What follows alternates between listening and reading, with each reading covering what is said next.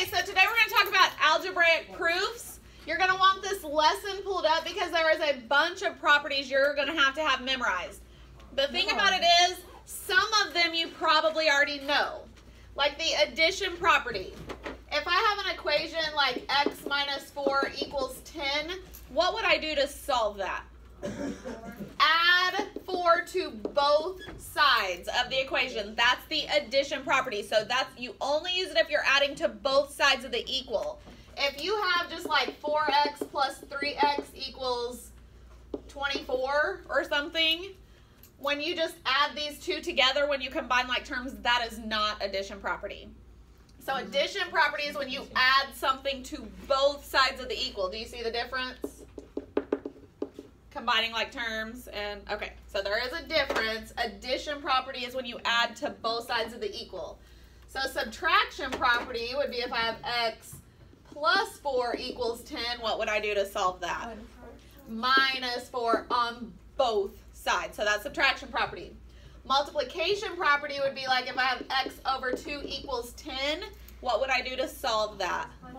Multiply by 2. When you multiply both sides, that's multiplication property. Now if I have 3 and then x plus 4 equals 10 or something, this is not multiplication property. Do you know what that property is? Distributive property. So there's a difference between multiplication property, that's when you multiply on both sides, and distributive property. Okay, division property, this part shouldn't be. Division property is like if I have 5x equals 10, what would I do to solve that? Divide by 5. So that's division property because I'm dividing on both sides of the equal. Okay, now these are new ones that you're going to have to memorize and learn. Reflexive property. Oh, it's so hard. Shut up. Reflexive property, I think, guys, shh. Ramses. Okay, reflexive property, I think reflection in the mirror. It's exactly the same, identical to itself, like A equals A. It's exactly the same. Symmetric property is kind of like the converse, the flip. If A equals B, then B equals A. So symmetric is like the converse, the flip. Transitive is kind of like the law of syllogism where you take out what's repeated. If A equals B and B equals C, I can take out what's repeated and say A equals C. So transitive property is kind of like the law of syllogism where you take out what's repeated. So these three are new. These you're going to have to memorize. Reflexive, exactly equal to itself. Symmetric, like the converse, the flip.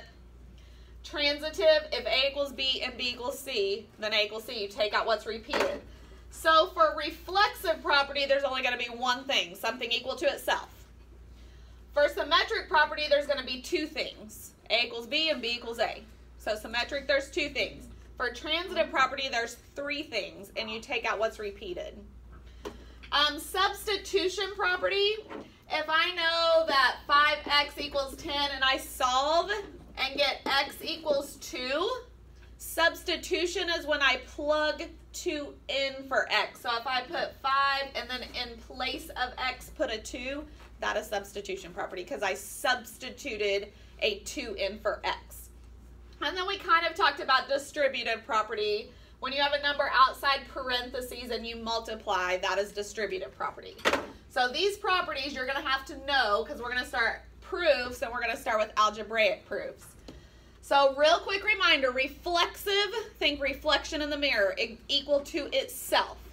Symmetric is like the converse, the flip. If A equals B, then B equals A. Or if side AB is congruent to side CD, then I can flip it. CD would also be congruent to AB. Transitive is the longer one. You take out what's repeated. If AB equals CD and CD equals EF, take out what's repeated. AB equals EF. Or if A equals B and B equals C, take out what's repeated. A equals C. So that's transitive property. So let's look at this first set and try to decide which property. Which one is it when it equals itself? Z equals Z. Reflexive. Reflexive. I think reflection in the mirror. Yeah, reflexive property. Now this one, we got to think about. if 12x equals 84, what would I do to solve that to get x equals 7? Division. Divide by 12 both sides. So since we divided by both sides, that is the division property. So I always look what changes from the if part to the then part. So if the measure of angle A is 15, what changed from here to here? Yeah, the 15 changed to a 45, and there's a 3 out here. What did we do to both sides? Multiplied. So multiplication property. What changed from this to this? How did the 14 go away?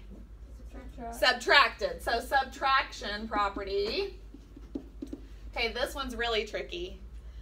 If 2x plus y equals 5 and x equals y, then 2x plus x equals 5. No. Substitution. Substitution. So here do you see how it's a y? And here do you see in place of y we put an x? So that is substitution. I knew it.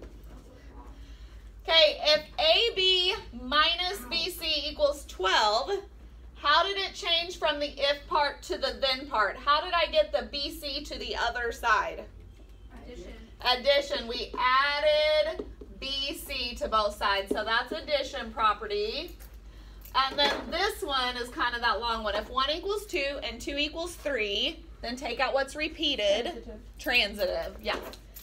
So transitive is like the law of syllogism. Symmetric is like the converse. Reflexive is when it just equals itself. Think reflection in the mirror. Okay, so on your first set of problems, you're going to have to try to decide which property. So like this first one says if our S equals TU and TU equals YP, then our S equals YP. So we took out what's repeated. What's that called? Transitive. Good. So you're going to have to start memorizing and learning these properties. Transitive property. How do we get from 7x equals 28? Addition property. Division, right. So click division. Okay, let me see if there's a really hard one. Go down to this one. No, Oh. that one's easy. Can you do number 4? This one? No. No. Look at this one. If angle G equals 35 and angle S equals 35, could I take out what's repeated and say G equals S? Yes. What's that called? Transitive. Transitive. Symmetric is like converse. Oh, would that mean number 3 is also transitive? Yes. You know what though? Like I would say, I mean, it could be transitive because you can take out what's repeated, or it could even be substitution because you could substitute. That's what I said. Okay, but which one did you put for the? I don't remember now. I'm gonna have to look that up. What is the Okay. one under the? I need to look that one up. I wonder if I can see which one I put. Guys, don't look at all the answers. Thanks. Okay, so I put Substitutional. Hey, I put substitution on that one. I can't see. I can't see. Get out of the way. I can't see. I'm going back. I'm going out. Nathan on 3 is substitution. Okay, so I put substitution on the third one.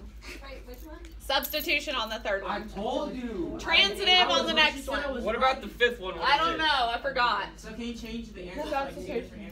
Yeah, you can change it. Okay.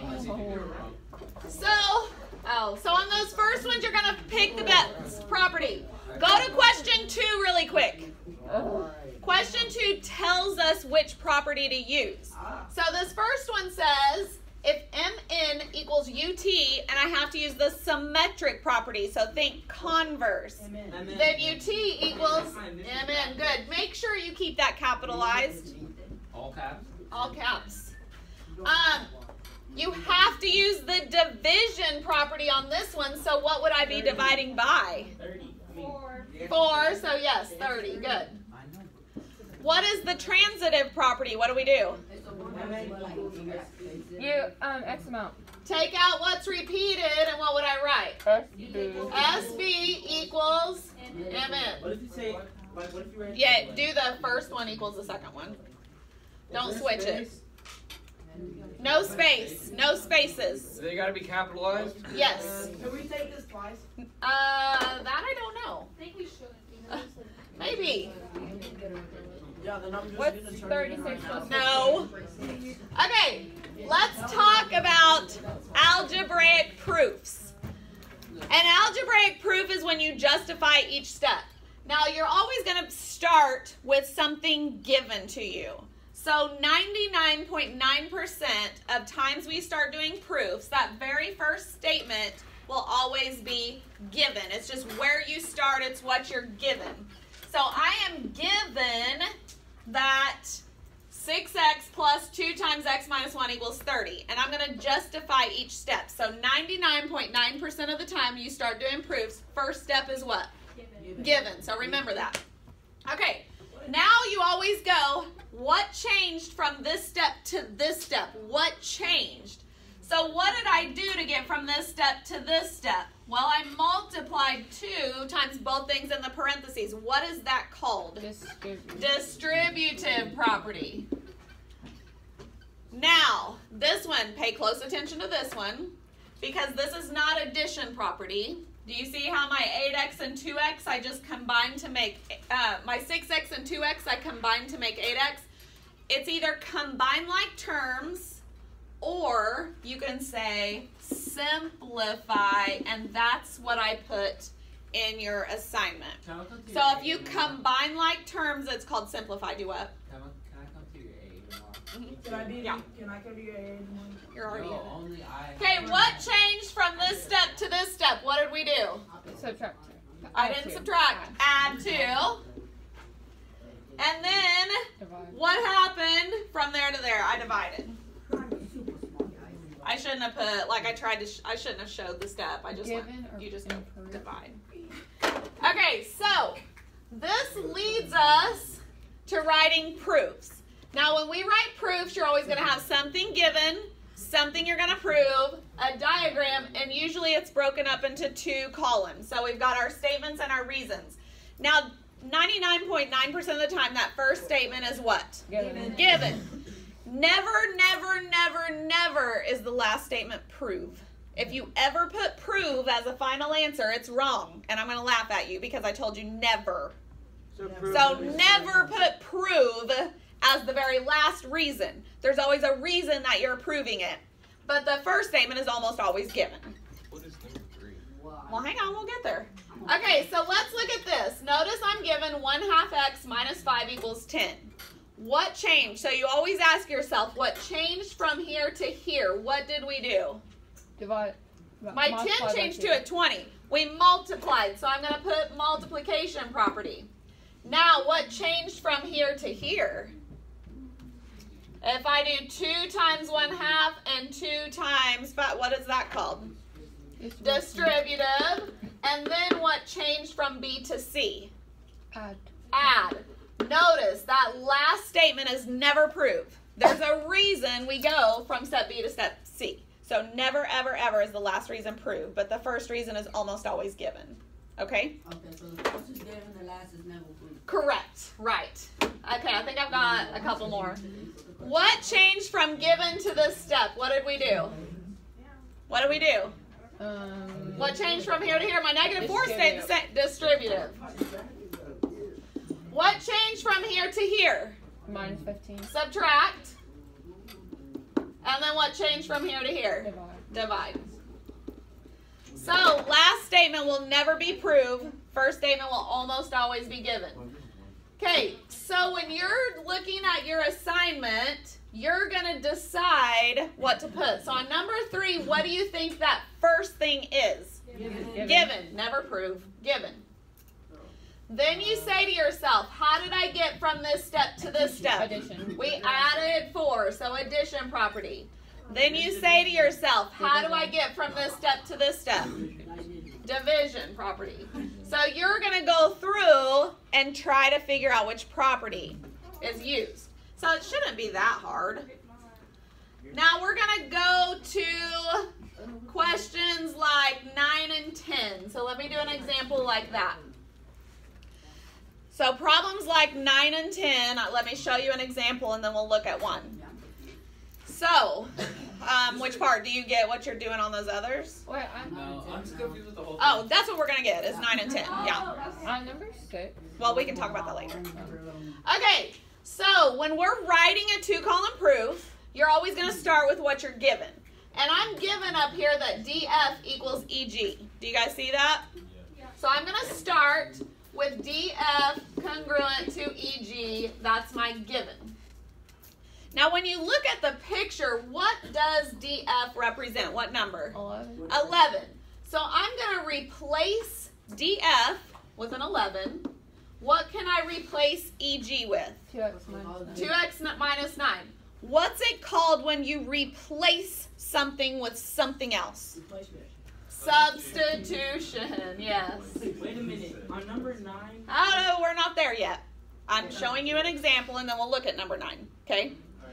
Okay, now if I were going to solve this, what would you do to solve this? Solve it. Ask Presley. What would you do? You would add 9. Add 9. So I know I'm using addition property. What would my answer be down here when I add 9 to both Whatever sides? Presley says. What's 11 plus 9? 20. So 20 equals 2x. Then what would my final step be? Divide. X equals 10. Divide. Notice the last reason is never what? Prove. First reason, given. Last reason, never prove. Now I say 99.9% of the time because there are a few times that the first one is not given. And we'll get there eventually. But not today. What's proof? Not today. Okay, so they're all You will never have prove as an answer or reason, ever. Then why put? Okay, so if you go to number 9, are you guys at number 9? Yeah. Where do we start? Given. AB is equal to AC. So that's what we're given. Now notice AB got replaced by 3x plus 15 and AC got replaced by 5x plus 7. What's it called when you replace something with something? Substitution. Then what did we do? What did they do? How did they get from here to here? How did they get 2x here and 8 here? They added. They didn't add. Division. They subtracted minus 3x to get 2x minus 7 to get 8. So that's subtraction. And then how do we get from here to here? We divided. It's never, ever, ever what? Proof. Prove. Okay. So. So, Back to number 10. yeah, not yet. So, Because on number 10, it's like. Number the first is given. yeah. It skips like 8 steps. No, it doesn't. I can help you. Yeah. All right. So that is what you're doing today. Can you help us? Have fun. No, I can't. Why don't we do the second one?